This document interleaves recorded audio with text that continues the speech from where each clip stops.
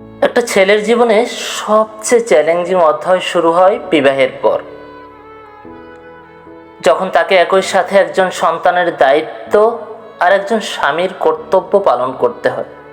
একদিকে মা বাবার আজীবনের ভালোবাসা, ত্যাগ আর প্রত্যাশা, অন্যদিকে নতুন করে জীবনে আসা একজন মানুষের স্বপ্ন, অনুভূতি আর নির্ভরতা।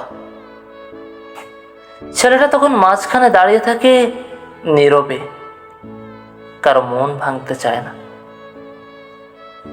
অথচ প্রতিদিনই নিজের ভিতরটা একটু একটু করে ভেঙে যায়। সে চায় মা বাবা যেন না ভাবেন বিয়ের পর ছেলে বদলে গেছে, আবার স্ত্রীও যেন না ভাবে স্বামী আমাকে বুঝে না। এ সমন্বয়টা বাইরে থেকে যতটা সহজ মনে হয়, ভিতর থেকে ঠিক ততটাই কঠিন।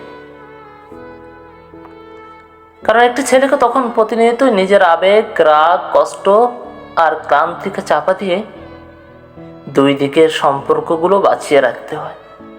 তবু একজন ভালো ছেলে আর ভালো স্বামী সেই মানুষটি, যে কাউকে ছোট না করে, কাউকে অবহেলা না করে, ধৈর্য, ভালোবাসা আর সম্মানের মাধ্যমেই দুই পরিবারকে আগলে রাখার চেষ্টা করে।